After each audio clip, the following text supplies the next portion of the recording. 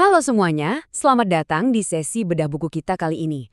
Buat kamu yang emang suka ngulik hal-hal fundamental tentang keuangan, kamu ada di tempat yang tepat. Hari ini, kita bakal ngebedah habis sebuah e-book keren banget berjudul Konsep dan Penerapan Persamaan Dasar Akuntansi, tulisan Muhammad Ridho Al-Ansori Hasibuan. Yuk langsung aja kita mulai. Oke, perjalanan kita hari ini simple aja. Kita mulai dari pendahuluan akuntansi, lanjut ke inti utamanya yaitu persamaan dasar akuntansi. Terus kita bahas gimana itu jadi laporan keuangan dan ditutup dengan sedikit evaluasi. Bagian pertama, pendahuluan akuntansi. Kenapa sih akuntansi itu penting? Dan sebetulnya apa sih itu? Kamu tahu nggak? Kata kunci dari akuntansi itu sebetulnya bukan cuma soal ngitung-ngitung duit. Berasal dari kata bahasa Inggris to account, artinya itu lebih ke mempertanggungjawabkan. Coba bayangin gini, kamu nitipin uang ke seseorang buat muterin bisnis kamu. Pasti pengen tahu dong uangnya lari kemana aja. Nah, itulah akuntansi. Ini tuh proses pertanggungjawaban yang transparan dari orang yang ngelola bisnis ke pemiliknya. Simpelnya, ini adalah bahasa kejujuran dalam berbisnis. Dan bahasa bisnis ini sejarahnya lumayan panjang loh. Bayangin aja, dari tahun 4000 sebelum Masehi, orang udah mulai nyatet transaksi, walaupun masih sederhana banget.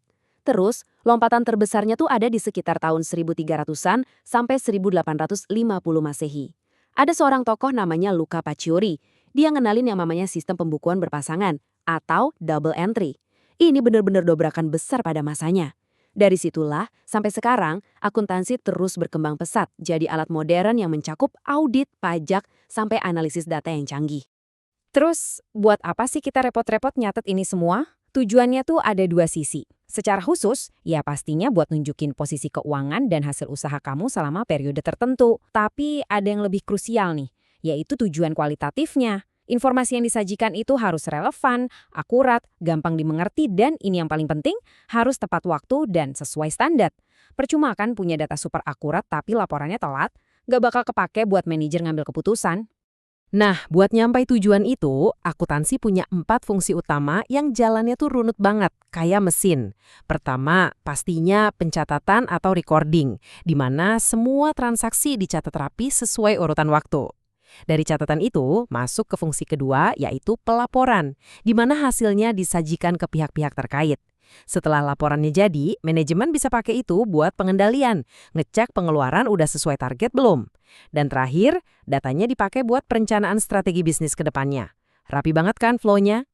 Kalau 4 fungsi tadi udah jalan mulus, manfaatnya bakal kerasa banget. Akuntansi ini bukan cuma sekedar tumpukan kertas laporan. Ini tuh kayak perisai yang lindungin bisnis kamu dari risiko kehilangan data penting atau parahnya penyalahgunaan keuangan. Di waktu yang sama, akuntansi juga jadi lensa yang super jernih buat ngelihat performa perusahaan kamu itu sebenarnya lagi sehat atau lagi sakit. Lalu siapa aja sih yang butuh lensa jernih ini? Ada 3 pihak utama nih. Pertama, jelas pemilik perusahaan. Mereka butuh ini biar harta pribadi dan uang bisnis gak nyampur, sekaligus buat ngevaluasi kinerja. Kedua, karyawan. Jangan salah, karyawan juga butuh tahu kondisi perusahaan buat mastiin gaji dan bonus mereka aman. Dan pastinya yang ketiga adalah investor. Buat investor, laporan ini tuh benar-benar nyawa buat nentuin apakah mereka mau nambah modal, nahan dulu, atau malah narik investasi mereka. Karena yang make beda-beda kepentingannya, akuntansi juga dibagi-bagi ke beberapa bidang. 2 yang paling esensial yang kita bahas di sini adalah akuntansi keuangan dan pemeriksaan akuntansi atau auditing. Akuntansi keuangan itu fokus bikin laporan buat pihak luar kayak investor tadi. Tapi gimana investor bisa yakin laporannya nggak direkayasa? Disinilah fungsi auditing masuk. Auditor itu pihak independen yang tugasnya mastiin laporan keuangannya beneran bisa dipercaya. Mereka ini ibarat penjaga gerbang kredibilitasnya lah. Oke, sebelum kita main-main sama rumus, kita balik ke realita dulu bentar. Ini ada contoh bukti transaksi. Di sebelah kiri itu faktur, dokumen rincian yang wajib banget ada kalau kamu transaksi secara kredit atau ngutang. Terus yang di kanan ada kwitansi. Kalau yang ini pasti kamu sering lihat dong. Ini bukti tanda terima yang kamu dapat kalau bayar secara tunai. Nah, dokumen-dokumen kayak gini nih yang jadi bahan mentah buat dimasukin ke sistem akuntansi kita nanti. Kita masuk ke bagian kedua. Persamaan dasar akuntansi, jantung keuangan perusahaan. Nah, ini dia poin paling krusialnya. Persamaan dasar akuntansi itu konsep yang benar-benar fundamental. Kunci utamanya cuma satu kata, seimbang. Persamaan ini ngeharusin kalau hubungan antara apa yang perusahaan miliki, yaitu aset, dengan sumber dananya, yaitu liabilitas dan ekuitas, itu harus, dan saya tekanin lagi ya, harus selalu dalam keadaan seimbang. Apapun transaksi yang lagi terjadi, nggak boleh melenceng dari prinsip ini. Kenapa sih keseimbangan ini sakral banget? Karena persamaan ini layang jalanin 3 fungsi vital di akuntansi. Pertama, dia jadi dasar buat setiap goresan pencatatan transaksi kamu. Kedua, dia berfungsi sebagai alat analisis keuangan, jadi gampang banget ketahuan kalau ada yang janggal. Dan ketiga, struktur persamaan ini adalah fondasi alias cetak biru waktu perusahaan mau nyusun laporan keuangan di akhir periode nanti. Dengan berpegang teguh pada persamaan ini, manfaat yang didapat itu luar biasa. Ini tuh kayak hukum gravitasinya akuntansi. Dia terus ngejaga keseimbangan pencatatan dan mastiin sistem double entry yang dibikin Luca Pacioli tadi benar-benar bekerja sempurna. Selain itu, ini juga ngejamin kalau laporan yang dibikin udah sesuai sama standar akuntansi yang ketat. Kalau persamaannya aja nggak seimbang, mana berani seorang manajer ngambil keputusan strategis kan? Sekarang kita bedah komponennya. Coba bayangin sebuah timbangan besar. Di sisi kiri kita punya yang namanya aset. Ini semua sumber daya yang perusahaan punya. Bisa uang tunai, mobil, gedung, sampai peralatan kantor. Nah, di sisi kanan ada liabilitas ditambah ekuitas. Sisi kanan ini buat ngejawab pertanyaan, duit buat beli aset yang di kiri tadi dari mana asalnya?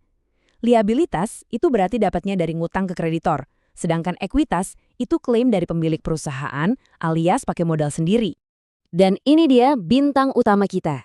Tolong catat dan simpan rumus ini baik-baik di kepala kamu. Aset sama dengan liabilitas ditambah ekuitas. Ini aturan emasnya. Segala sesuatu yang punya nilai di sisi kiri harus didukung sama klaim finansial yang setara di sisi kanan. Kalau aset kamu nambah, pilihannya cuma 2. Entah utang kamu yang nambah atau modal kamu yang nambah. Pokoknya harus selalu balance. Terus prakteknya gimana nih di dunia nyata? Kita pakai yang namanya analisis transaksi.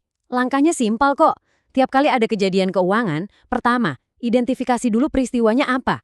Kedua, tentuin akun mana yang berubah. Misalnya kamu beli komputer buat kantor. Komputer itu aset kan? Berarti aset nambah.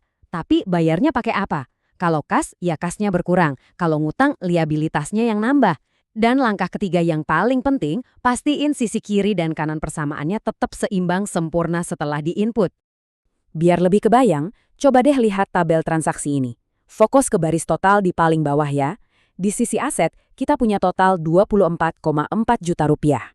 Sekarang lihat ke sisi sebelahnya, liabilitas ditambah ekuitas. Totalnya persis 24,4 juta rupiah juga. Indah banget kan? Setiap baris transaksi di atasnya, mau itu dari investasi awal atau pas beli peralatan, udah dianalisis sedemikian rupa supaya akhirnya menciptakan harmoni ini. Dan keseimbangan ini bukan karena kebetulan loh, ini hasil dari pencatatan yang disiplin. Lanjut ke bagian ketiga, laporan keuangan, hasil akhir. Semua persamaan dasar yang kita bahas panjang lebar tadi, pada akhirnya bakal disaring jadi sebuah hasil akhir yang terstruktur, yaitu laporan keuangan.